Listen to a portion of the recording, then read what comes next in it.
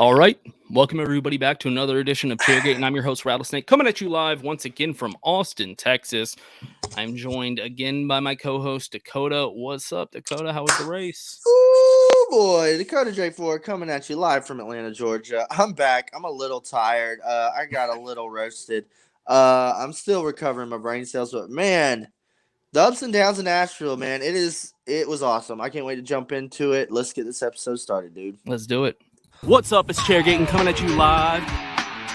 Hello, come right in.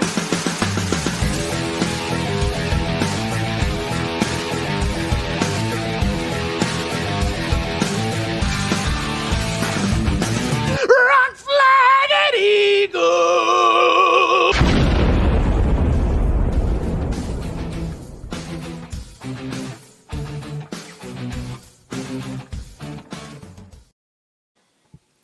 What's up? What's up? Here we are. Heyo. If y'all are looking for Randy the Plumber, he will be on shortly. I think like 30 minutes probably he'll be coming on.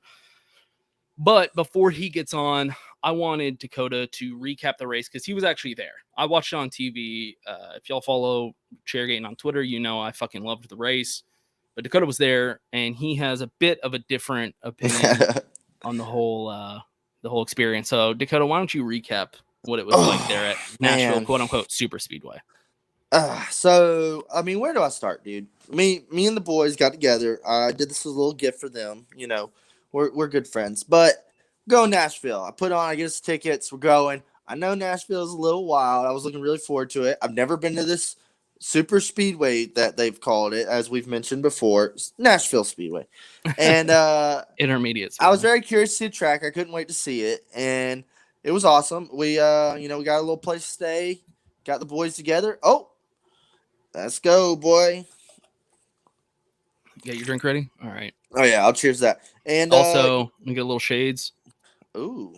Might as well just do the shout out right now. This episode is brought to you by Yeats. They match all your NASCAR official gear. Match your best NASCAR merch. The coolest, I hate Kevin Harvick. I've always said that. That's the coolest shirt I've seen in years. So congratulations as a Harvick I had to, fan. man. I never had a choice. I had to cop it. But we are brought to you by Yeats. Look at Dakota's face. You can look like his face. Yeats sunglasses. Discount code Chairgatin. Holla at your boy. 10% off. The link is in the description if you're watching on YouTube. So anyway, the race. We get there. Man, if like the way we were describing it when you first see this track was like my thing was if Dover and Kansas had a baby, I feel like this is it. Had a baby. I don't know. I've never been to Kansas. I've never been to Dover, but it's a D shape. That's the worst example if you've never been to either one. It's a D. Well, I've watched it for 20 years. Okay, you're talking about the track. I thought you were talking about like the grandstands and stuff like that. No, you're talking about I'm saying track it's itself. a D-shaped concrete oval. Okay. So I would imagine it looks like Kansas, but it looks like Dover. Jesus. Okay. The facility was actually pretty nice. Like for them to not race there in like 12 years or whatever, or 10 years, I don't know. Like the place was nice. It was upkept. Everything looked good. I was a little impressed.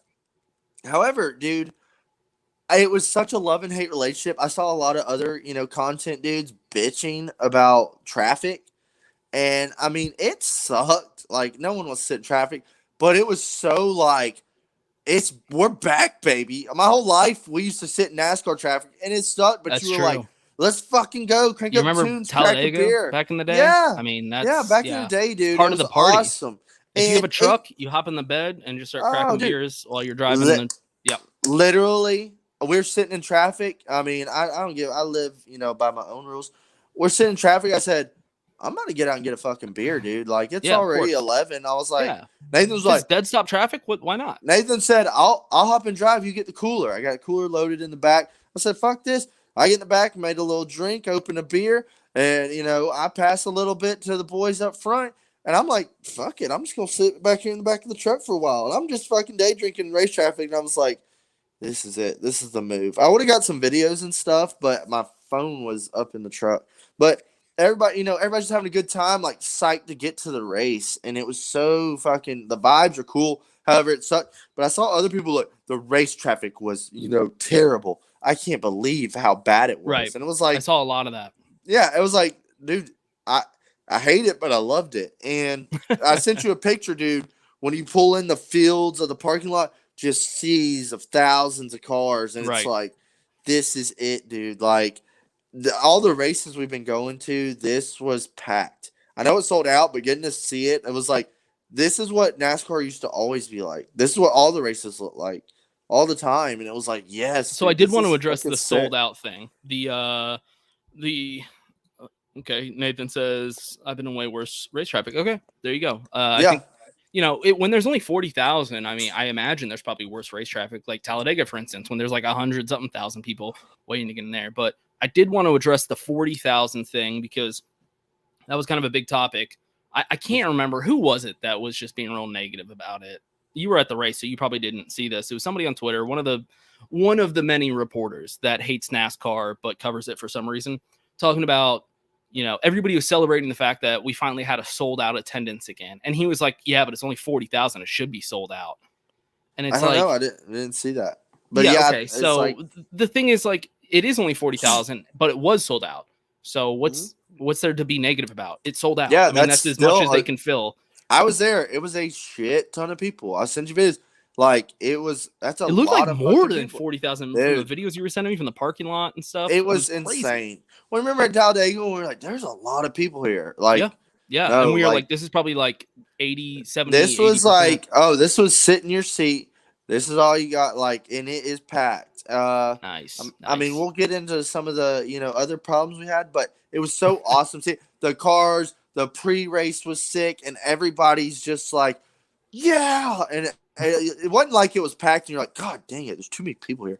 No, it was like, dude, give it good all energy. to me. Give me Hyped both. Up. Yeah, give me both barrels. This is awesome. Let's bring it back. Like the old days, how it used to feel. Yes. Yeah. So the racing was fucking awesome. I was kind of bummed. Like, I'm not going to see NBC's coverage. I wonder how they're going to do. I saw people saying it was awesome. I watched some highlights, and it looked freaking sick. But, there was a lot of yellows, but I that's can sum up okay. the broadcast real quick for you. Yeah. They would switch the positions, on screen and show you playoff points positions. And then they would show you where how many laps until their last pit was, and talk about pit strategy and how it's going to play out in the end. And like Larson has a really big lead here, but Ross Chastain's picking up ground. And, if his fuel isn't right, it could change it. It was so good. It was so good. And I was just so happy to see just good quality broadcasting, explaining the race, not just give me all the data. I saw somebody post. It was kind of silly, but it was like, here you go. And it was like Fox's pre-race, and then it went into NBC's pre-race, and it was just like night and day difference of how good it was. And I seen people, shout Colton. I seen people like, wow, it's nice to watch a race, and like I feel like I'm watching a race. I think he said, I don't know. He was talking about how good the race was, but it was like people were like, yeah, this is what we needed. I asked one of my buddies that he watches a little bit. I said, how did NBC do? He was like, it was good. I mean, it was like normal. I was like, no, like what was for? He said, oh yeah, dude. They were telling you like everybody its fuel strategies and stuff. Yeah, that was the best part. Like, I really appreciated that. He was like, it was informative. Like they were telling me everything. When that was going guys would come down pit, they would have the timer start for how long it would take, and I was like, yes. Yeah. Why isn't this a thing? How hard was that? Right, and they would do it on like important pit stops where they were like, okay, who's gonna, and they would show the timer, because obviously they're pitting at different times because they, somebody's closer to their pit box than somebody else. So they just put up the timer once they hit their pit box, and I loved it. It's so simple, but it makes so much sense for a race fan. Dude, the racing was awesome. There was always almost like somebody running somebody down, somebody coming and going, or like there was always give me 750 or give me death. Check out the shirt. We got the 750 Truther shirt dropped in. Yep. Can't wait to get that bad boy. But dude, Larson kind of took the helm, but there was always something going on, and there was a bunch of like big close saves, or somebody got loose, or a lot of guys like going into one would just miss it and go towards the wall, and you're like, oh shit. Man, it was cool. It was cool. It was also cool. Like a lot of people were there. A lot of our friends from the show and stuff. Got to meet up with a bunch of people. A lot of the friends from the show. Yeah. Shout out Dalton Good. Shout out Garage Guys. Shout out my LTC boys. We did the Left whole turn, thing. yep. Hey, the whole thing was fun, dude. It was a good ass race weekend. Like we were on way home. Like this was fucking awesome. Like we're definitely Damn. booking that next year. Like Damn. not only did you get like Nashville nightlife and the fucking lit ass scene that Right. was, but Right. you get the race weekend too. Because you get to go out to Broadway and do that whole thing. I mean, that's yeah. Oh, that's it was definitely that's a worth it. vacation in and of itself. Yeah. Oh, yeah. Yeah. So we talked about in the last episode, if this ends up being great, should they just keep this track as well if they move to the fairgrounds, right? If they get the okay Right. and we're going to the fairgrounds, we talked about this on the last episode before you even saw the race. We're like, if this is a really good race, which it might be, should they do one here, one at the fairgrounds, and have two in Nashville? Now that you've been to this race, you've been to this facility, I know you have a lot to say about the facility. What do you think? Should they keep one here? I think if the fairgrounds goes, we lose the D Super Speedway. Well, just what do you think though? Would you like to see one more here at the Super Speedway? Because I can tell you, as a race fan watching the product on the track, I really liked it, and I don't know how the fairgrounds is yet. So I would like to see Super Speedway and fairgrounds as my only thing somebody is from like, home. racing wise, like on the track, I would love that. Yeah, it's cool. My only thing is like, you're gonna take one town and give them two different tracks and two races, but it's also like, well, there's some cities we still can't go to or aren't. It's not working out. We're leaving other tracks. Like, well, fuck it. Now, A lot of cities do two races. They just use the same track, but why not just do two different tracks? I don't see a problem with that. Yeah. I mean, just like Texas has the All-Star and the playoff race. Well, and before that, we had two Texas races every single year. So it's like, I guess I want to hear about the Pocono's got a doubleheader. I want to hear about the facility because the product on the track was great. I think pretty much everybody agreed. Let's see, what was Jeff Gluck's poll? 78% yes currently. 78% yes. That's huge. Everybody loves the 750 horsepower package. Spawn on. And for anybody that's tuning in right now, I promise Randy the Plumber is coming in probably like 15 minutes. So we'll get there. But what did you think about the facility? Because I think that changes a little. Let me get my list up real quick. Jeez. Where do I start? Even the reason for events of why Randy's gonna come join us is these fucking protocols. Like, our cooler rants last week. It was like, and we got the T-shirt for that too. It's like, I didn't know you could have such an epic fail. Being there is like one thing you couldn't. So I said, you can't bring in alcohol. Well, what's like 90% of the people here doing? They're probably drinking. Could you not bring in alcohol? I know you couldn't bring in coolers and ice, but was alcohol included in that as well? Yep, no alcohol allowed. You're not allowed. They sold it in there until they ran out. Of course they did. Of course. So that's another thing. They ran out of water and ran out of beer. Like, how does that happen? I know there's a lot of people there, but like, how do you fuck up that? You can't let anybody bring in anything, but then you're gonna run out of beer too. Not to mention the 35-minute line you stand in while you're in stage 2, missing half the damn race. Is like, if anybody wants to see this, I've posted this all over the Chairgatin Twitter account. I took you can see the videos. Yeah, Dakota took some, and it was bad. I mean, that looked terrible. Oh yeah, it was hot. It was some of the worst I've seen. Like, oh dude, it's hot as shit. I think I wet my head in the sink like 3 or 4 times, just cooling myself off, dude. It was hot as shit. Just because you're a hothead. Yeah, it was hot as balls out there. It cooled off. Like, once halfway came, sun started setting, and like it felt a lot better. But dude, it was more like the humidity. It was a hot one. So that was the thing. They said you can't bring coolers, can't bring ice, blah blah blah. But then we're walking in, and like we've seen people with ice bags and waters and shit, and I was like, what the fuck? I seen a guy walking around in there with a cooler, and I was like, wait, really? Yeah, I was like, what the hell, dude? Nice. So some guy snuck his cooler and somehow. Nice. Hell yeah. Yeah. That guy, we need to get that guy on the show. I want to hear from him. Yeah. Good for him. I'm not sure how he did it, but I was like, I need to learn his ways.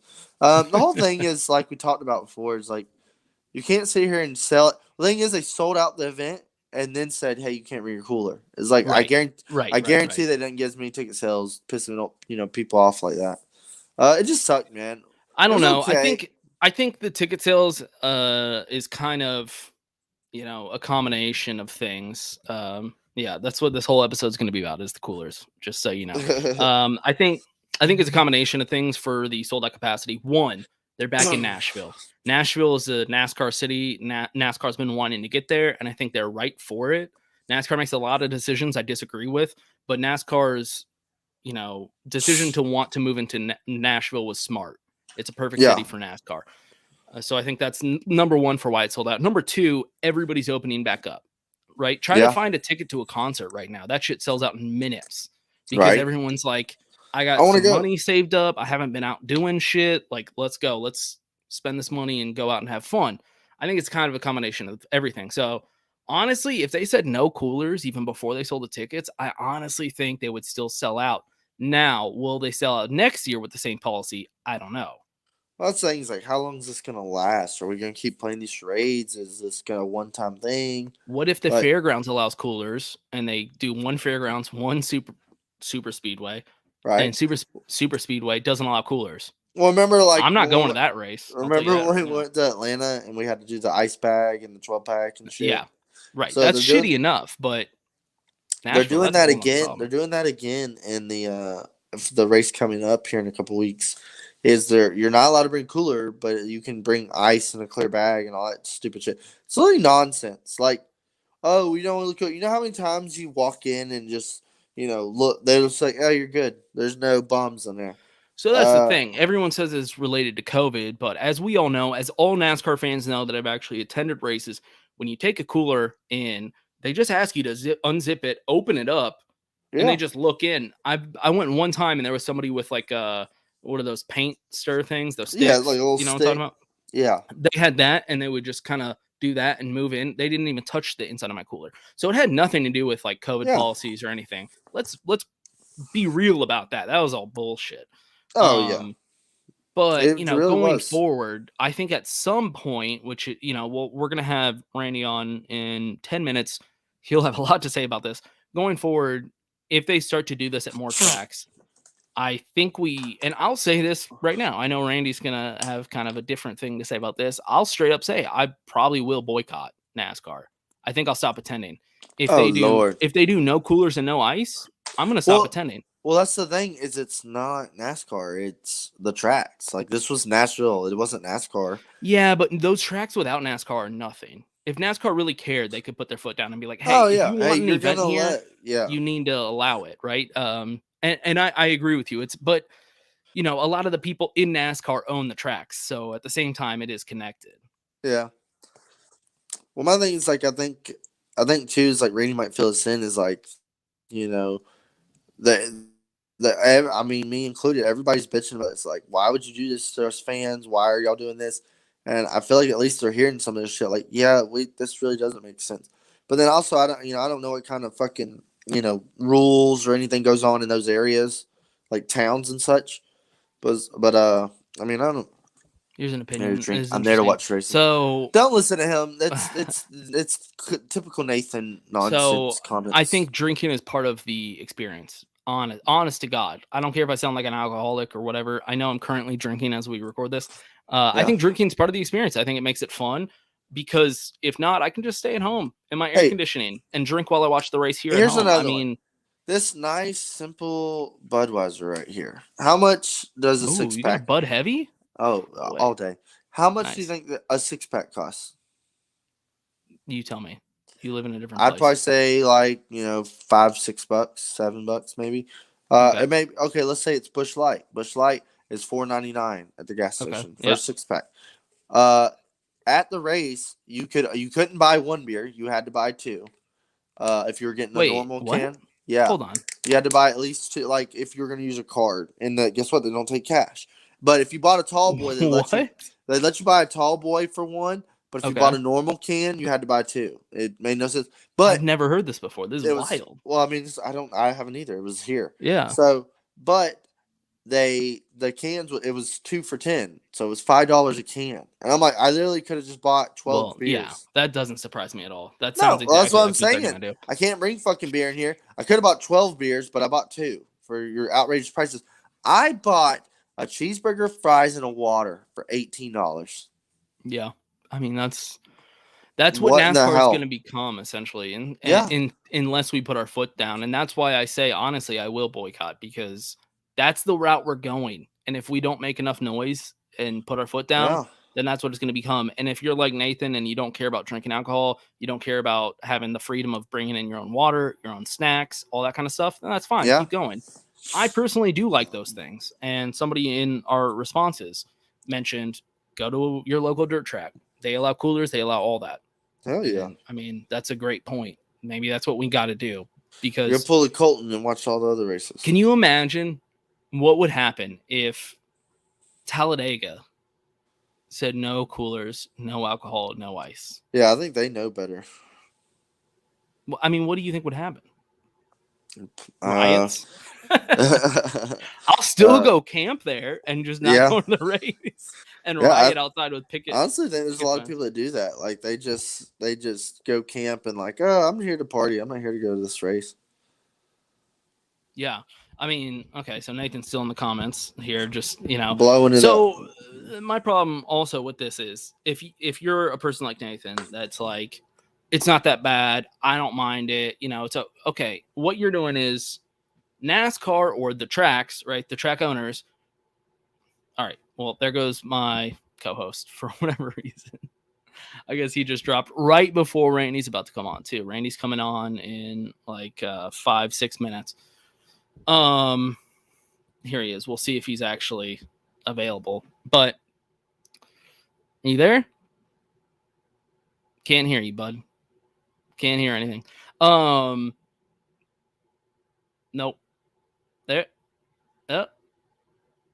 Okay, I can't hear you.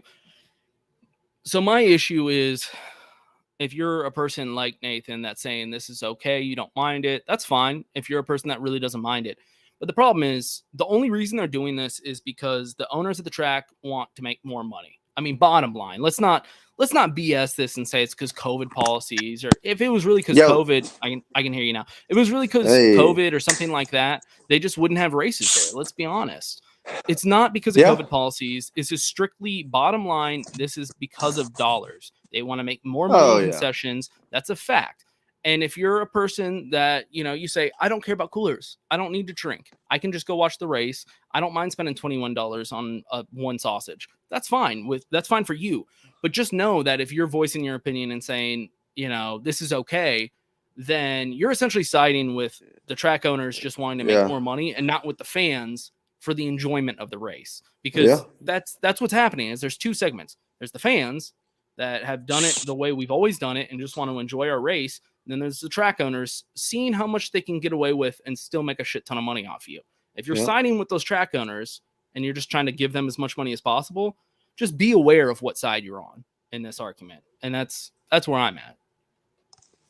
Yeah, man. I mean, you got a point. But then it's like, it's more about just the damn freedoms. But it's like, I'm paying money to come to your facility, your rules or whatever. But I think it's like, it's fucked up and salty. Like, hey, I just gave you like a lot of money and I'm paying to come here to your event. Parking's $20. Is like, and then you're just like, nah, you can't do this. You can't do what you want to do. You're going to buy your expensive beer here. Great example of World of Outlaws. Yeah. Local dirt tracks, that kind of stuff. Bristol, that's awesome that they had the event there. But yeah, if you have a local track, good for you. I live in Central Texas. I live in Austin.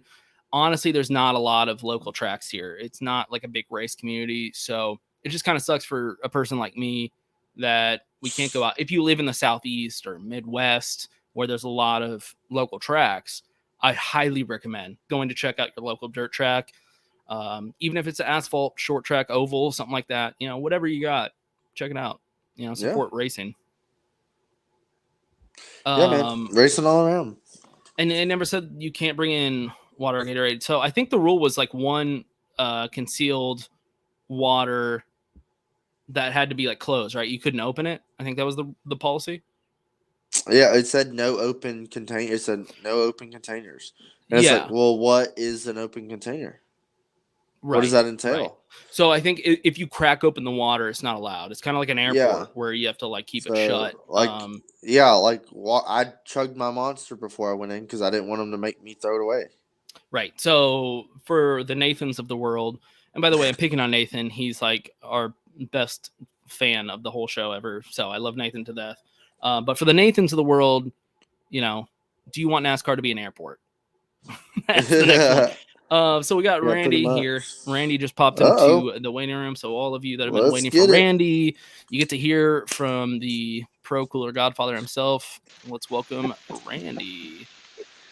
Randy, going you on, there? Hey, guys? Randy, my Oh, man. man. I'm good, man. I got me a good drink going here, and Oh, hell it's yeah. raining. Cheers. It's actually pouring down rain. I mean, like, it's flooding. Damn, it's been raining. It's been raining at my house all day, dude. Is Well, it stay raining safe out there. at your house like it's raining at mine? Hey, we love it. Well, Randy, welcome back. Here, let me take off this. Look a little bit better. There we go. Welcome back to the show. You were on, I mean, right when COVID started. You remember that, Randy? Like, Yeah, right, it's been a minute. It's been a right minute. when you did the oh shit stuff and the COVID lockdown and all that. I had you on. Awesome conversation. It was a really good episode. Super knowledgeable about NASCAR. Was I in my TP port when that happened? I don't remember. It was around that time. I can't remember. You know, But- I built a fort out of toilet paper and paper towels. Lord. I went and borrowed all the neighbors' stuff to do it. You know, and everybody was like, "You're hoarding that shit and stuff." They didn't have no idea. I went to like 12 houses, and I told them, I said, "I'm going to make a crazy video. I'm going to build a fort out of all this stuff." And my neighbors are like, "Yeah, you're the only damn grown man I can think of that would do something like this," because That's they true. used to. They could hear my videos from inside the house when I was making them, so they just like, yeah, whatever. Well, they probably just kept hearing "oh shit," and they were like, "Is something wrong over there?" He just keeps yelling "oh shit." That guy's really mad at his TV. Randy, can we get an "oh shit," or are you like tired of saying that? No, man, I really don't ever get tired. How about you rate mine? Why don't I do one? You tell me. All right, look, we'll just have like a little class real quick, and I'm gonna teach you the proper way to do it. Yeah, give us the lessons. Give me what you got. All right, let me back up from the mic because this will blow your ears out. Oh shit! Hey, that wasn't bad. That wasn't. I mean, yeah. Look, we're gonna give you like a -12 on that one, okay? Like a -12. Oh shit! -12. You said it wasn't bad. No, it wasn't bad. I would give that like my teacher? 7.5. Oh, all right. Let me get one in. Let me get one in. Let's see if I can get this. Oh shit! Terrible. That's a -12. That sounded like something from South Park, right there. Oh well, sorry. It wasn't bad, but let me explain. My wife's probably like, "What the hell?" What you got to do is you got to dig down deep. You got to get down there below your diaphragm, okay? You got to get below the diaphragm. You got to get past all them little feelings that you have down there. You got to get through those feelings. And if you don't get through those feelings, you'll just sit there and cry. But once you get through them feelings and below the diaphragm, you can bring that baby up. You fire it off. You go, oh, shit. That's what I'm talking about. Hell yeah. That's it right there. We love it. We love it. So, Randy, welcome back to the show. Obviously, everybody's been waiting for you to come on because the reason you're here, the CoolerGate, as we're going to call it. I like that name. That's good. I know, right? CoolerGate. Yeah. That's what we're going with. I've been on board with the whole pro cooler thing. We were just talking about that before you come on. But obviously, you know, at Nashville, there was a lot of talk about how you had, you know, this VIP access and you didn't have a cooler and all this stuff, and how, you know, it was a short-lived boycott. I know there was no boycott. Right. I never said the word boycott ever. So I'll let you explain the situation and tell the fans, and then we'll ask some questions and yada, yada, yada. First of all, let me tell you, at Nashville track is an awesome track. The track itself, man, that thing is cool. But, you know, watching the race from the pit road side, I would not say it's ideal. Because all you can see is the cars coming down the front stretch. That's it. If you want to watch anything else, you got to watch it on TV. And, you know, all them pit boxes got TVs on them. So that's kind of the way it is. And then I had on polarized sunglasses because I couldn't see the damn TV, so I had to take the sunglasses off to see the TV. And then the sun was scorching, so it was just, man, it was hard to watch a race. And my wife's sitting there, and she doesn't have on polarized sunglasses, so she was in good shape. But yeah, the way I got those VIP passes is a sponsor that liked what we did last week and wanted to get behind it, called Insurance King, hollered at me midweek and said, "Hey man, look, we need to get you to Nashville. I can hook you up with some VIPs, and let's go do this thing live, you know." And I said, "Man, that would be cool. That would be real cool." So I took him up on his offer, and you know, we wound up there Friday, Saturday, Sunday. Wasn't a whole lot going on Friday. They had the truck race going on, you know, and Right. wasn't much happening. But I found out the VIP passes are series specific now, and I didn't know the Oh. difference because I never had them. But Oh, that's interesting. I didn't know that. yeah, you can only be in there if you got the Cup Series one when the Cup Series garage is open. Got Okay, it. and their garage is open for the whole race. But when their garage is open, you have full access to everything. When their garage is not open, you have basically no access to much of nothing. So didn't really do a whole lot Friday, but Saturday was a little different story. You know, they had practice for the first time in how long? I Yeah, mean, right. Yeah. literally, That was great. that was wild, man. And I was glad to see practice back, especially at a track nobody knew anything about. Right. Oh, heck But yeah. you know, walking around through there, it's pretty cool. Everybody's kind of just moving around and doing their thing, and you know, wound up on the pre-race show, bumping knuckles with Ricky Stenhouse Jr. That was okay. But He had you a know, great weekend. Saturday, huh? I said he had a great weekend. Yes, he did. Yes, he did. Yep. He It ran was well. probably because that fist bump. Well, I don't know about that, but it probably didn't hurt anything either. And Richard Petty walking right by me, you know, man, that really, dude, I was a Richard Petty fan from 1975 until he basically retired from racing. Damn. So Dang. you know, it would be like walking next to Dale Earnhardt today. You know what Yeah. I'm saying? If you got a chance today to walk next to Dale Earnhardt, imagine how that'd make you feel. So that was pretty cool. Uh, you know, all in all, it was a really good experience there. I know it wasn't a great experience on the fan side by a lot of people, but I wasn't able to get onto that side because to get onto that side, you got to catch a golf cart. And we did that on Saturday, and it took us 45 minutes just to get over to the grandstand. Oh, man. But yeah, Saturday I went over during the Xfinity race and kind of was there in the fan zone. That was pretty cool. Pretty cool. So you Talked to a you lot were of there people. all weekend and watched Did you watch all the races? I didn't watch the truck race. No, we Okay. were at the track. I'm gonna tell you what happened Because Friday. we had a pulled question. in. We Yeah, were we pulled in. asking. Somebody was asking what your favorite race was for the weekend. Did you like Cup, Xfinity? I guess you didn't watch truck. No doubt it was Cup, but there was better racing in Xfinity than there was Cup. Yeah. Okay. Ooh, And hot that's been take. going on. How long has that been going on? Like 3-4 years. I mean, Right. the best Yeah. racing is in Xfinity. Oh, yeah. Right? Because those guys hadn't made it yet, for the most part, and they want to make it. They're hungry, They'll and they send want to it. make it. So, but you know, I mean, all in all, I guess my favorite race was probably the Cup race because I watched the entire thing, Mhm. either down the front stretch. And when I say all you get to watch is the front stretch, all you get to watch, like the part you can see sitting on a pit box, is maybe 300 yards long, and that is Mhm. literally it. And the way Nashville is when they're coming down the backstretch and they're all in a pack, like after a restart, you can hear it ricocheting off of the grandstands, and it sounds like they're fixing to come by, and they're in the middle of the backstretch. Dang.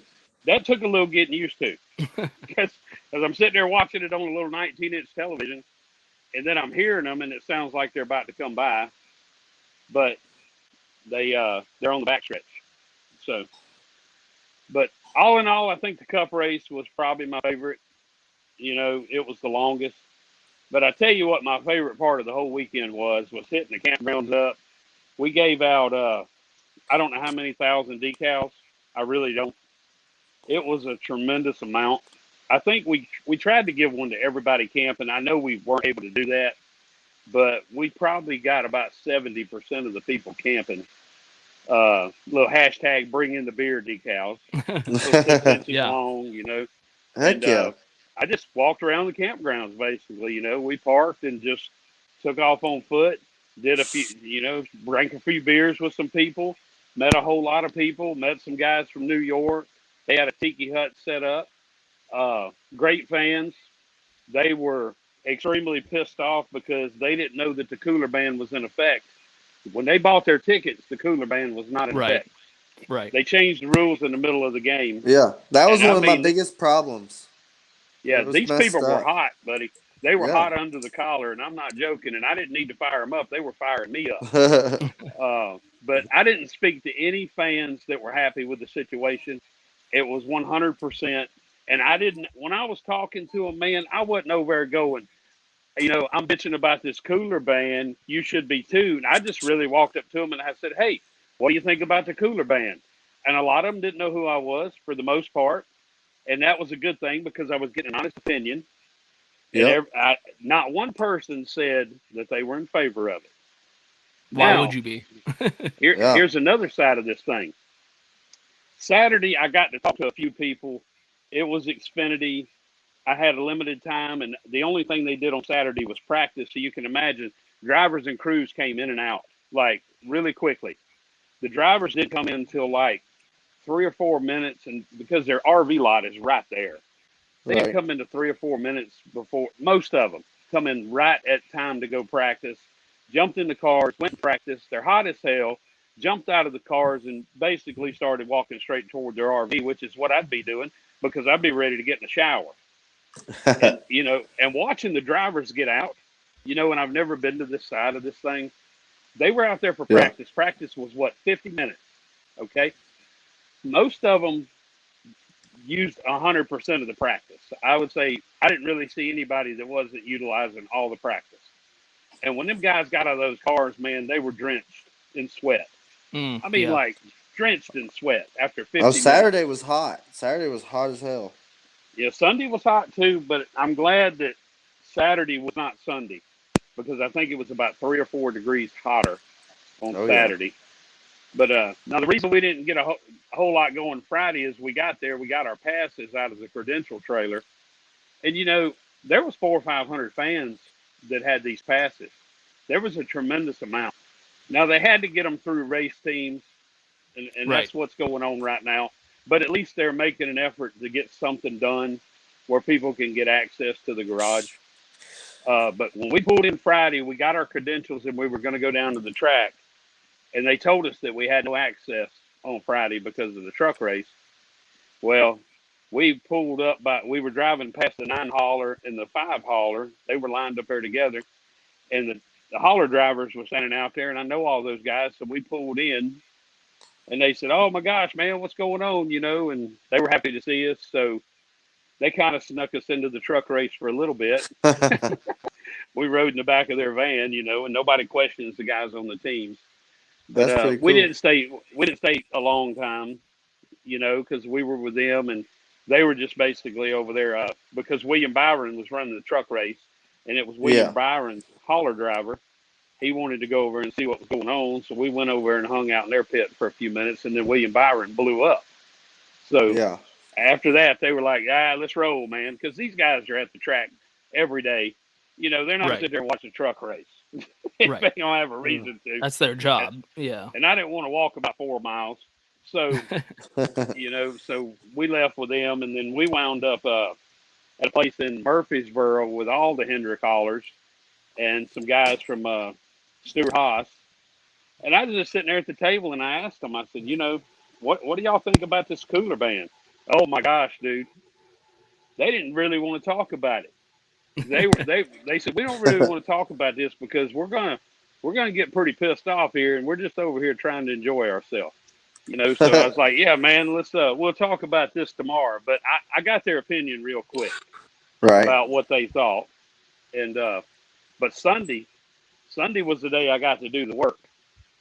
And I'm gonna We tell had a y'all question something. also, real quick. They were wondering, did you have to be vaccinated to get like these passes, or was that related at all, or were you just They allowed didn't in? ask. They didn't ask Okay. me. I am fully vaccinated. Have been since around like June. Hold on. I think around May 1st was when my Okay. 14 But they days didn't was up. ask. You were allowed to No, just. no, Okay, nobody cool. asked anything about a vaccination.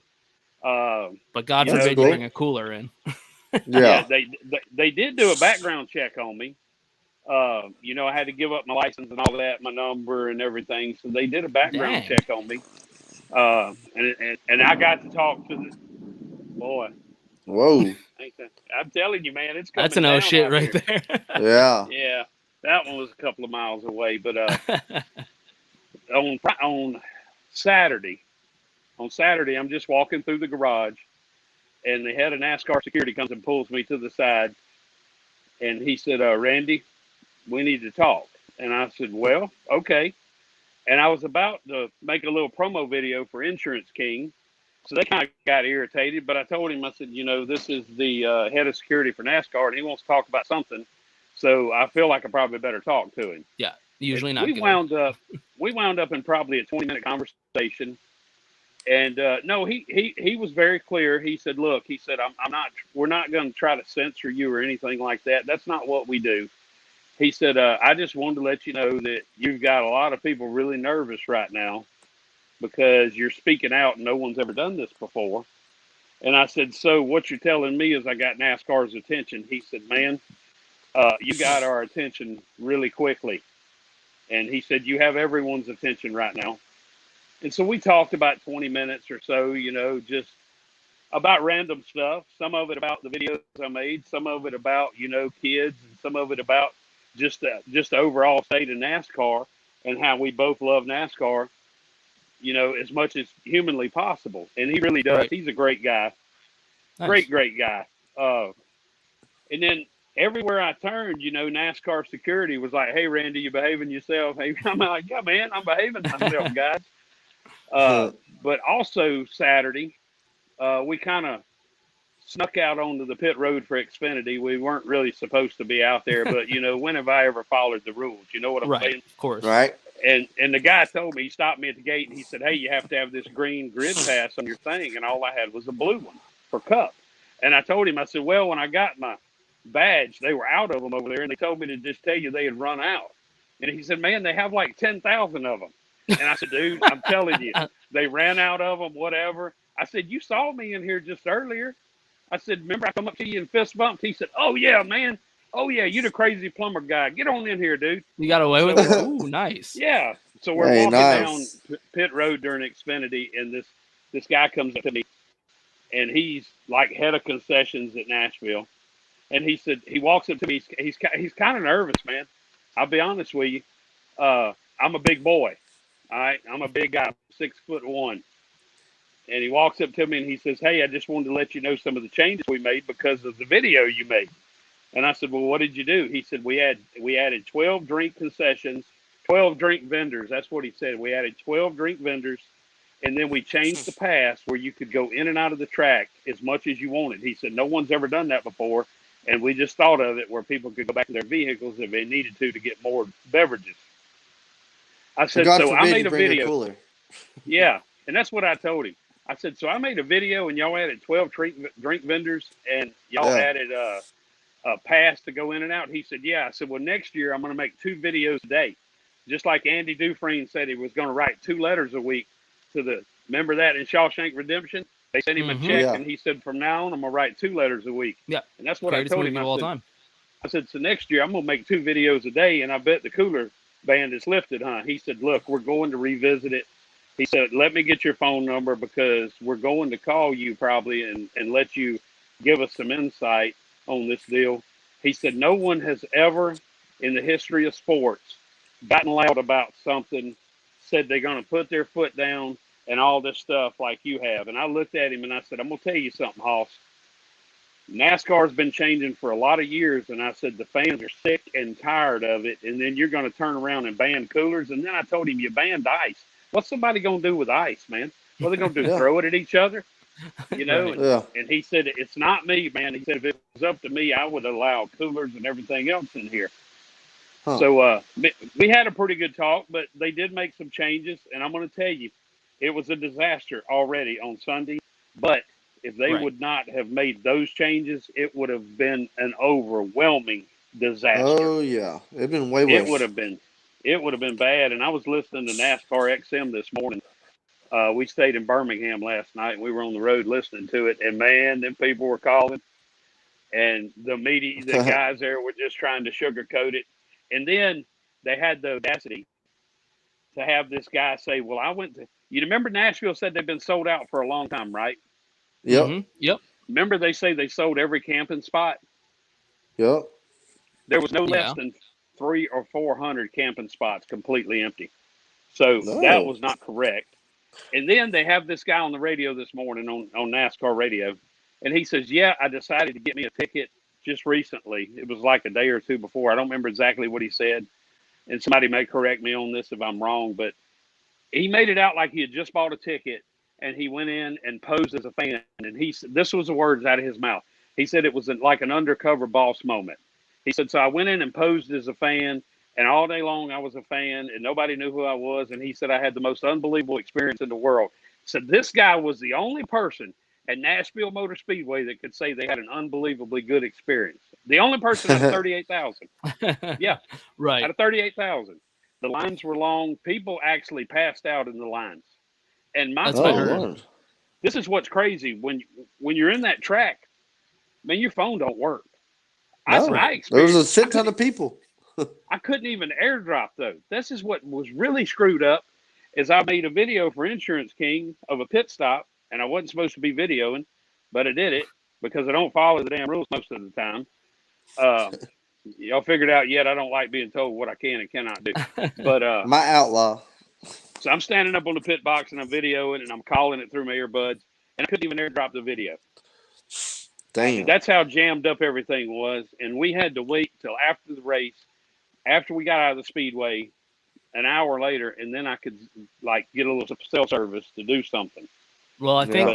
think I need to get you. I showed you the picture of that shirt that we made, the "Come and Take It Cooler" shirt. So I need to get you one of those.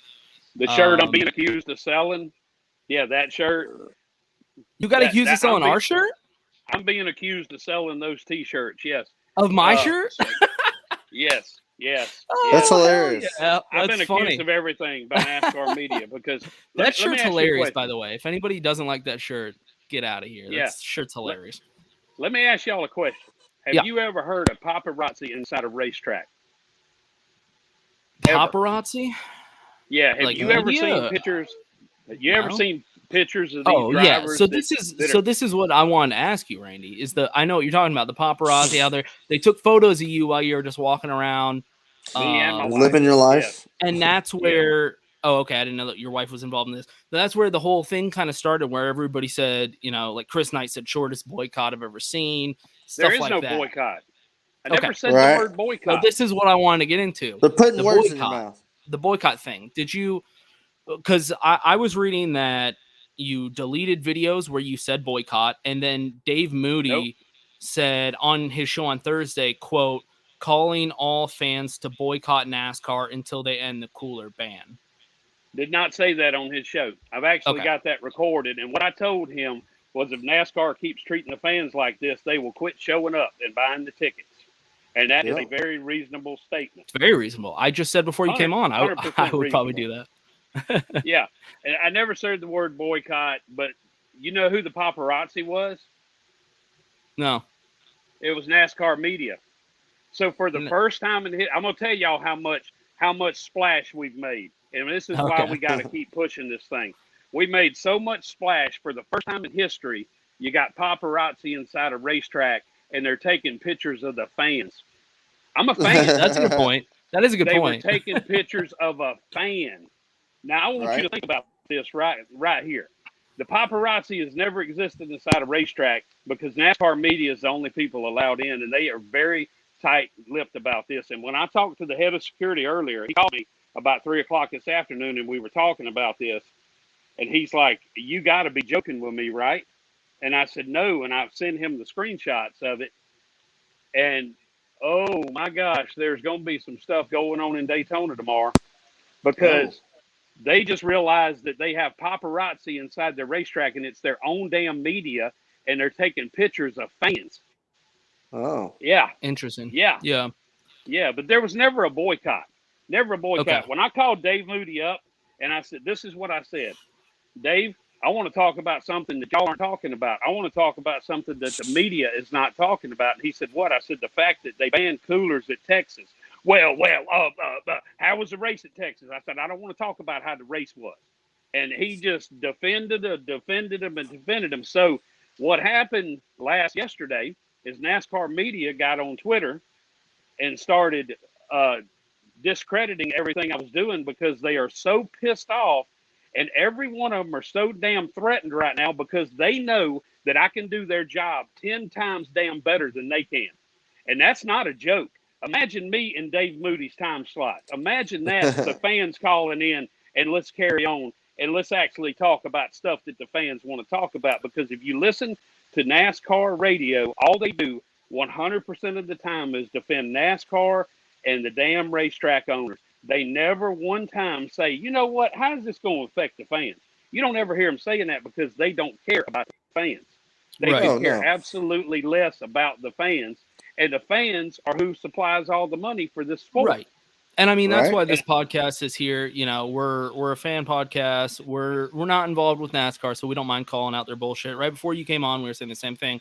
But I think the big issue here was the visuals of the thing. Is you kind of became the spokesman for this pro cooler movement. I did. As like the everyman, the NASCAR fan, the guy that wants to bring in their cooler. And then people see, as you put it, the paparazzi pictures of you with the hot pass, VIP treatment, not looking like there was no everyman. VIP treatment. There was no VIP treatment. I was hotter than the fans in the stands because we never got a break. We never got the shade. There was no VIP treatment whatsoever at that racetrack. You were pretty much on your own for everything. If you wanted something to eat, you had to get on a golf cart and be shuttled all the way around to the grandstand. And it took about literally 30 minutes to get over there if you were lucky because they were only using 2 golf carts. Okay? Dang. There was no VIP treatment whatsoever. There was access to the garages and pit road. And the only way I can talk to drivers, last I checked, they don't come up in the stands. Okay? Yeah. And, buddy, I'm going to tell you what. 100% of them, 100% support what's going on. And that's not a joke. 100%. The drivers? I did not. Yes, and I did not talk to one driver that did not say, dude, keep it up. We got to make some changes. We agree with you. Now, I'm not going to put them on the record. I'm not going to do that because some of them are in contract years and everything else. But I'm going to tell you, there was a couple I didn't get a chance to speak to. Okay, I didn't get a chance to speak to Brad Keselowski or Joey Logano. I got a little bit of a chance to speak to Chase Elliott, but it was kind of in passing. It wasn't like Chase is hard to run down because he's very busy. I'm telling you, man, I didn't realize how busy some of these guys are in the garage. Well, yeah, Chase Elliott, come on. I mean, he's wide open. He does not get a minute. But, Martin Truex Jr. and Ricky Stenhouse Jr. standing there talking, and they're about, 4 feet apart. And I pop right up in the middle of their conversation, and I look at both of them, and I'm going to say, I can only assume that this conversation is about coolers. And they both looked at me and said, you're absolutely right. So the drivers were talking about the coolers. I was talking to them about it. Anthony Alfredo, I got some really good time with him because Anthony's one of my guys. He's basically, Anthony is like, he's one of my buddies. Okay, I guess is the way you could say it. I'm a big supporter of his, so he gives me good time.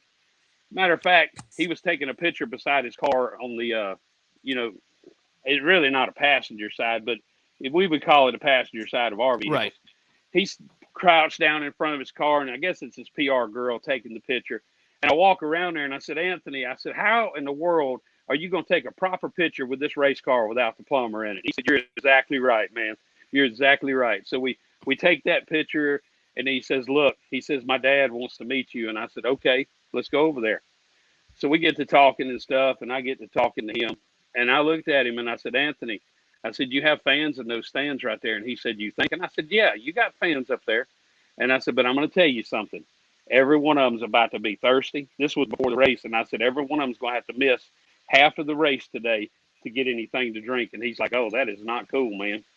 That's not. Yeah. He didn't Well, even know that it was a cooler band was on. My co-host Dakota here, he was at the race in the grandstands. Oh, it was terrible. And yeah, he was telling me right before you came on how bad the lines were, how hot it was, just overall the experience. So I guess moving forward, Randy, what's your plan for this pro cooler movement? Yeah, we need you on the battlefront. It seems like they're trying to break it Well, apart. You know. I'm going to tell y'all. Let me briefly touch on this real quick. We got a few minutes, right? Yeah. Yeah, we got like 6 minutes or whatever, something like yeah. Do we have a time limit? No. Just do you. I'll tell you. I'll be like, hey, Randy. Right. So everybody knows that Denny Hamlin got on board with this thing before I even got out of Texas. Heck Okay, yeah. that night, Denny Hamlin was straight up on board. So I walked up to Denny Hamlin. I said, Denny, man, I really appreciate your support on this cooler deal. And he looked at me and he said, fix it. Fix it. That's what he said. Fix it. He's not happy, man, because Denny Hamlin's got a lot of fans. Okay, let's just be straight. Yeah. Denny Hamlin, out of those 38,000 fans, at least 500 of them were Denny Hamlin fans. And we'll just use that figure. So we'll say at least 500 for sure. Okay, it could have been several thousand. I mean, it's hard to sit here and say unless you like asked everybody when they came through who they're there to support. Well, when he said that to me, man, it lit a fire up under me. It really did, because he was saying, I support you guys and I love the fans and we got to get this done. So what he was saying basically to me is get louder, get louder. But I think moving forward, I've put together this great plan, I think, and the NASCAR head of security helped me perfect it. And believe it or not, the NASCAR head of security loves NASCAR. And when we were talking, awesome. I told him all I want to do is bring NASCAR back to, like, say, 1998. And he said that would be unbelievable if we could do that. He said, we have to do this. He said, so what's your idea? I said, I think the best message we can send to all these track owners that think they need to screw us over is we need to put 300,000 people in Talladega. NASCAR owns Talladega, and they have you can take your coolers in there. And I said, I think we need to put 300,000 people in Talladega.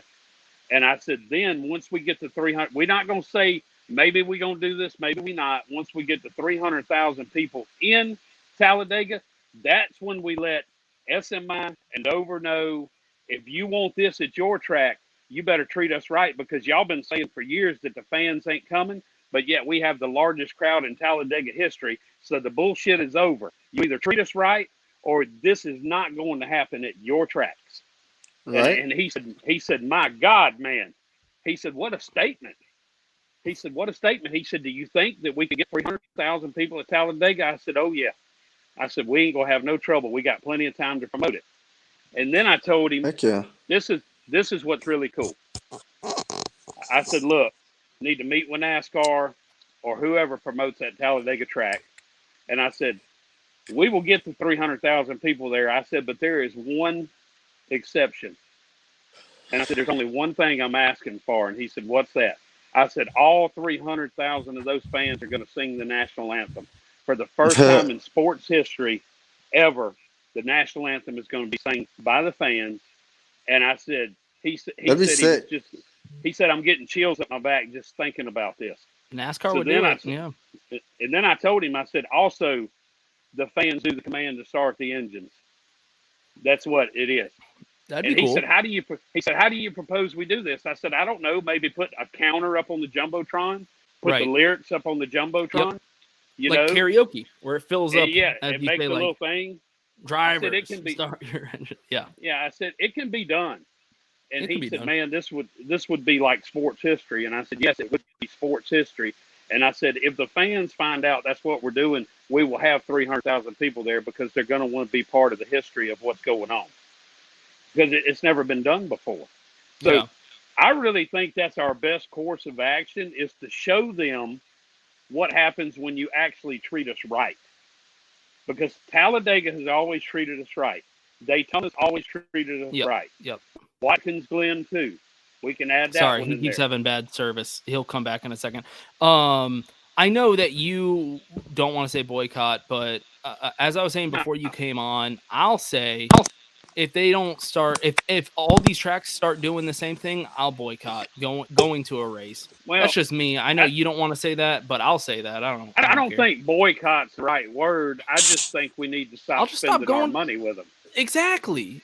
I'll still watch the race at home, but like, why would I go spend the time to go to the track if I can't enjoy myself when I can just sit at home, watch it? You know, that's what the whole podcast is titled, Chairgatin. Sit in a chair and drink a beer, watch the race from home. I mean, so moving forward, and to address the t-shirt thing, as you mentioned, you know, you got called out for selling the t-shirts. Oh, I'm accused of selling your t-shirts, yeah. Which you did not do. By the way, I make like $1.50 off those shirts. I'll give back whatever money I make. I don't care about the $1.50. I just ridiculous. I like the idea of promoting the pro cooler anti-track owner. You know, we're the fans. Let's make sure that we build the fan base that we want and enjoy the races.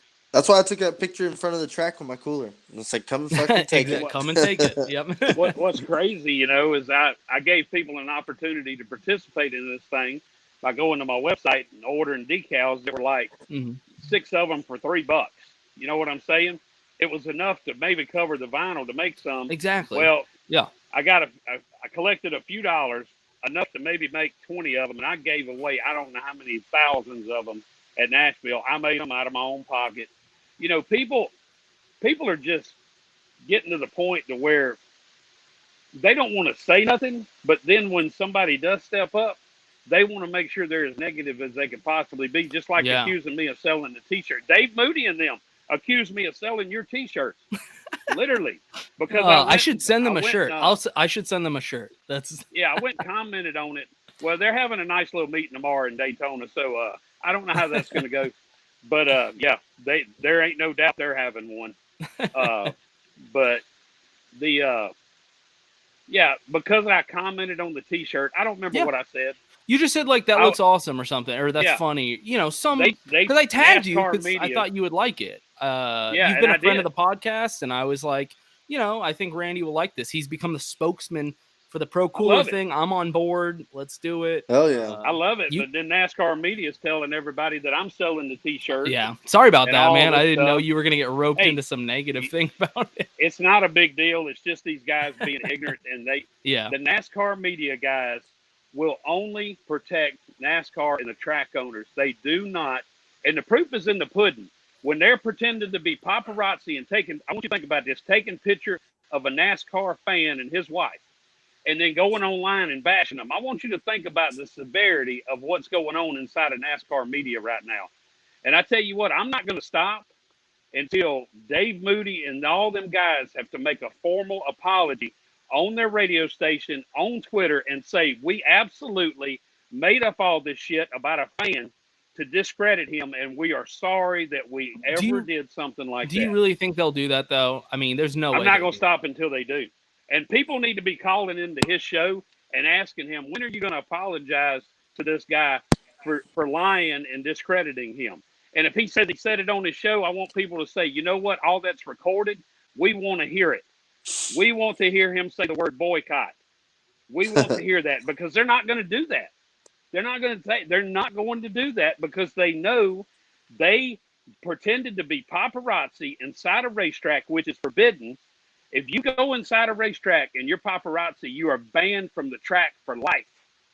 Banned from the track for life, but their own media people are doing paparazzi type stuff and taking pictures of fans, not even drivers, fans. How screwed up is this? That NASCAR media is photographing the fans at the track and then going online and making up shit about them. Really give that some thought for a minute, how far this shit has gone.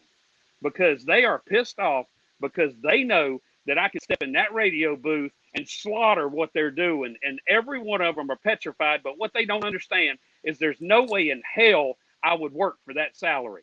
It ain't happening. No way in hell I would do it because their salaries are absolute garbage. And the only reason they do it is they think it makes them a big shot. Well, they're big shots now. They're taking pictures of their own fans inside the track. And I'm going to tell you something. There will be a meeting in the morning, and I do not know how it's going to come out. And I know for a fact that it is as soon as the offices open in the morning, the very moment that the office is open. Yeah. And I don't know how this is fixing to come out when they learn that they have paparazzi in their track and it's their own damn media. So I wanted to put up this comment because, yeah, people keep talking about how they swear they heard you say boycott. Nope.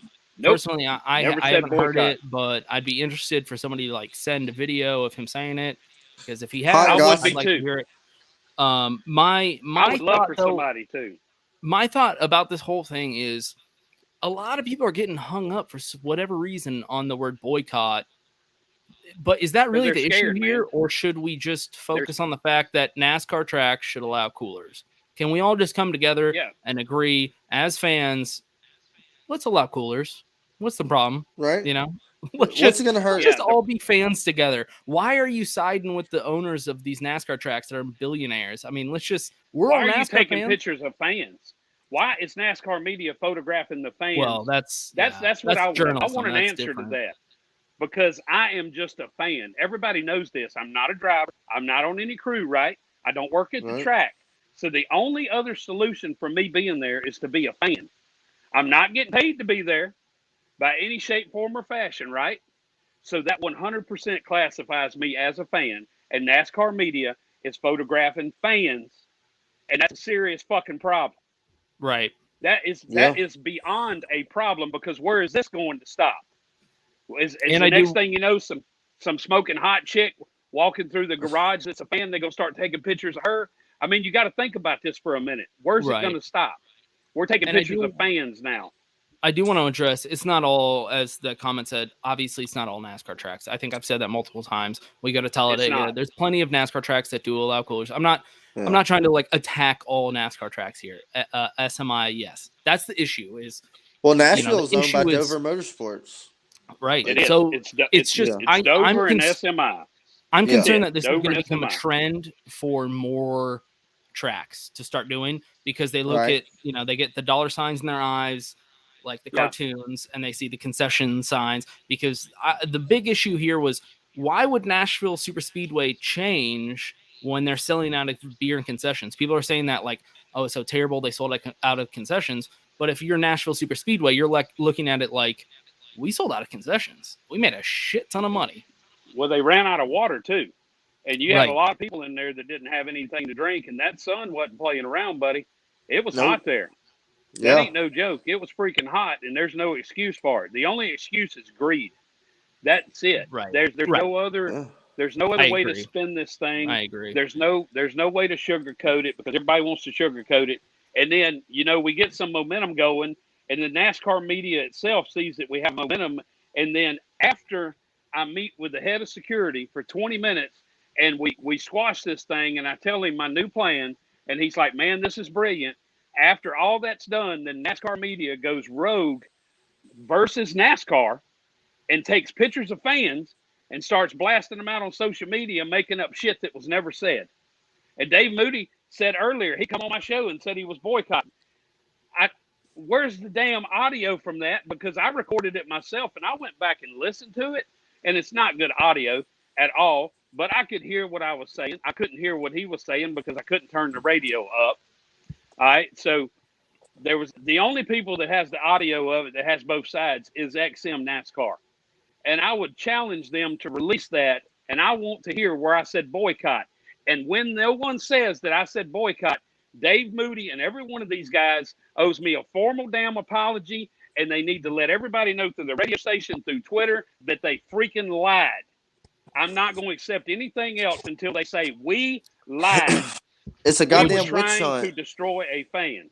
Would you apologize if they post something saying that you did say boycott? If they have a clip of that you did say boycott, would you apologize then? Absolutely, but they don't have one because I didn't say it. Okay, they got no evidence. Just curious. I did not say the word boycott. I've never used that word in my life. And I did tell him that if SMI keeps treating us this way, we need to stop buying tickets.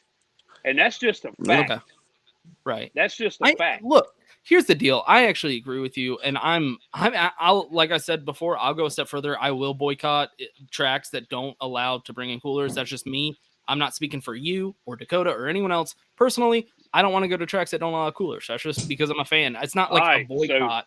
So let's stop getting hung up on the boycott thing, I think. So now we have to say something because you said that. All right. And I'm going to look right at the camera and I'm going to be very clear. NASCAR media, I did not say that.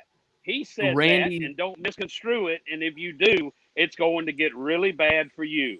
Randy the Plumber on my show has never said he will boycott NASCAR. Rattlesnake, the host of Chairgatin, said he just doesn't want to go to tracks that don't allow coolers. It should be very simple. I don't know why people are getting hung up on the boycott thing, but it has become a big thing. Go ahead and explain the T-shirts too that I got accused of selling. Yeah, and he had nothing to do with my shirt. I make like $1.50 off those things. I just thought he would like it. Randy, I'll probably send you one, but now I'm kind of scared to. I wanted to send you one, but I don't want you to get in trouble. So, Randy, thanks for coming on, though. I asked for trouble, I guess. You know, all I did was go to a track to talk to a bunch of drivers, and NASCAR media turned into the paparazzi. And I would love an explanation as to how they're going to handle this, because if you go into any track as paparazzi, you are forever banned from that track. Forever. That's the rule. Forever. So now that their own media pretending to be paparazzi taking pictures of fans, I really am interested to see what's going to happen tomorrow, because as soon as they step foot in that office, it's going on the head of media's desk. All the screenshots, everything. Yeah. Dang. So, I mean, all the people in the comments, you know, that are saying like he said it, just send it to me. I'd be interested to see if he has said it. Yeah. I did not say it. But at the end of the day, personally, I don't know, Dakota, how you feel. I think we're getting a little hung up on the word boycott, and I think all NASCAR fans should just come together and say we want coolers. Yeah, do me a favor. Let's all do a favor. Everybody that's in here that claims I said it, I want you to call Dave Moody Show tomorrow, and one after another after another say, please play the damn audio clip where Randy the Plumber said the word boycott. And if everybody does it, they'll be forced to play something that doesn't exist, and then they'll have to. So if you want to really help, and you don't want to be a little, oh, I want to help, but I'm so damn scared I can't change my diaper. If you really want to help and you really want to do something and you really want to stand up to them, each one of you will call Dave Moody Show tomorrow, one after a damn another, and say, play the damn clip right now. We want to hear it. And you will not hear a clip because a clip does not exist. And then will you realize that NASCAR media has lied to everybody? And then will you ask the question, what the fuck is a paparazzi doing inside the racetrack? Why don't we do that? So everybody wants to comment, and everybody wants to hide behind their little computers. I banned like 100 people off of Twitter today, like off of my Twitter. And I've decided that anybody that wants to come on there and be a troll, and anybody that wants to be a smartass is gone, because we ain't got no time for the shit. I'm not going to defend myself about something I didn't do, and I'm damn sure not going to defend myself about NASCAR media lying through their damn teeth. So everybody that's in here, and I want you to comment right now, and I want to hear that you're commenting that you're going to call the show, you're going to get to the bottom of the truth, or you're going to shut your damn mouth. Take your pick. Randy keeps it real. It's that simple. I keep it damn real because I don't put up with no shit off of nobody. We love it. Randy, we're happy. We're happy to have you back on the show. And I just wanted to ask you about these things personally. 100% personally. I honestly don't care about the whole boycott thing, but I'm glad I got to ask you about it. And maybe people can send me stuff to prove me otherwise. I'm fighting the fight. I'm fighting the damn fight, and that's just what it is. Now, cooler. You can attack me personally, and I'm okay with that because I kind of put myself out there. But I want an explanation for why they are photographing my wife. That's what I want to know. And that's something else that needs to be said on his show. If somebody please give us an explanation. We understand why you photographed him.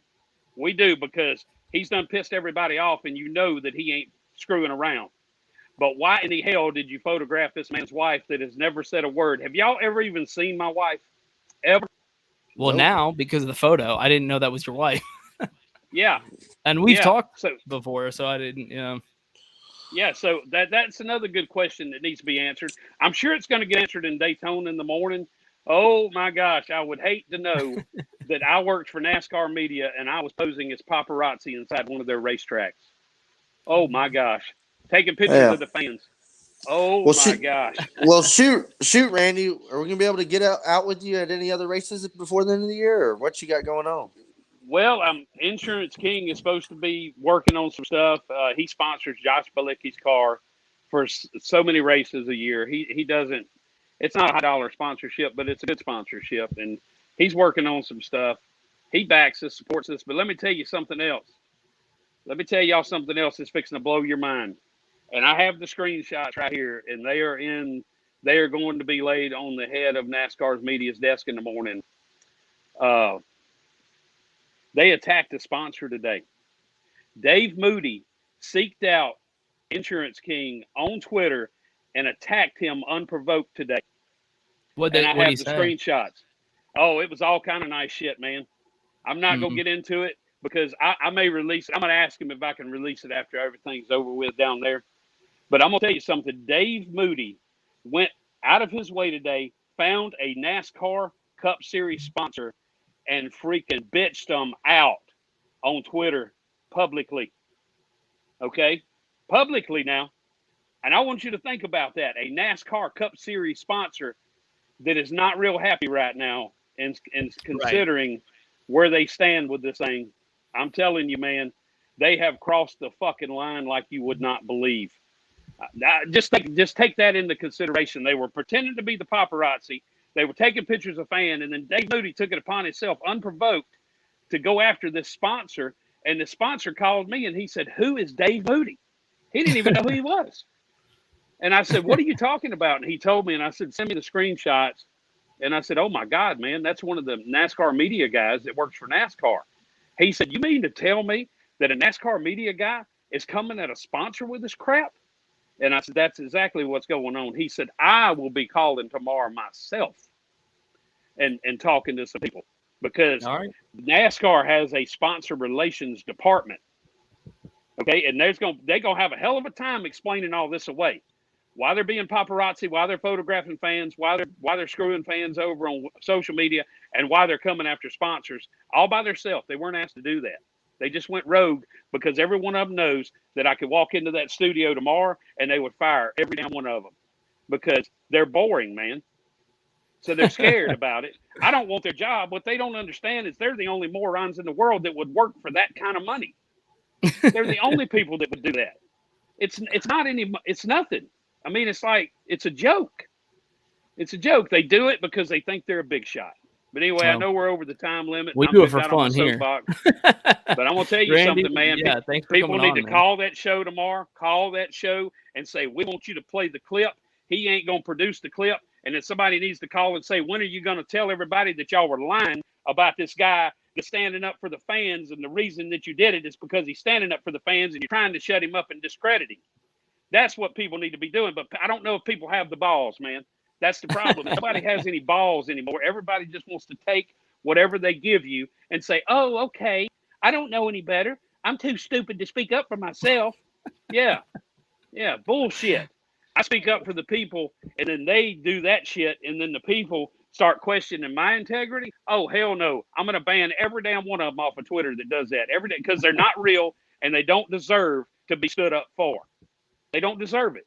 If you're not going to go stand up for yourself, at least don't be negative about the one person that's standing up for you, dumbass. It's that simple. All right, Randy, thanks for coming on. We got to head out. Y'all be good. Once again, Everybody it's always call fun that to have show you tomorrow. on. I'm going to be listening to the show. They won't let me call in. I'm going to be listening to the show, and I want to hear who steps up tomorrow and starts asking the real questions. There you go. I'm going to see who's got a spine and who don't. And I'm going to write their names down because you got to give them a name. And I'm going to write their names down. And every damn one of them, I'm going to try to contact them and probably make them a personal video congratulating them for growing a set. There you go. Heard it from the horse's mouth. That's what I'm going to be doing tomorrow. I'm going to be listening to it. Everybody that calls in, I'm going to write their name down. And then I'm going to put it out on Twitter and say, "Hey, this is the first names. Please give give me a way to contact you, and I'm going to go in here and I'm going to make every single one of them probably like a 1-minute personal video congratulating them for being a damn diehard NASCAR fan, a true American, and somebody that's got a pair.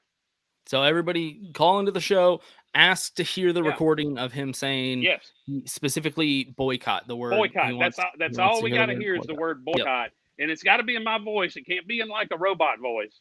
It has to be in my voice. Yeah, and it needs to be the sentence leading up to it and the sentence going away from it. Okay. Because there is computer devices that you can take somebody's voice and Like this reprogram it episode and get right a now. couple of words out of. And Yep. we're not going to put up with that shit. So it's got to be like a 15-second clip, okay, of me saying the boycott. Because I remember what I said, and I remember what I said is maybe we should just quit buying tickets. Maybe that's what we need to do and send a clear message. So, but here's the other deal. When he can't produce it, then people need to be calling in and going, when are you going to apologize to this guy for lying? For lying about him and telling people bullshit and false stuff to promote your own bullshit. Right? And those people, let me tell you what I'm going to do with those people.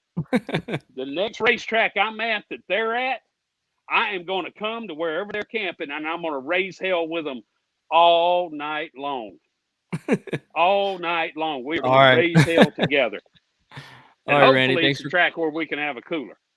So, thanks for coming on once again. It's always fun to have you on. y'all be good. We gotta head out, but glad to have you on, Randy. Take care. Y'all be good, man. Thank you.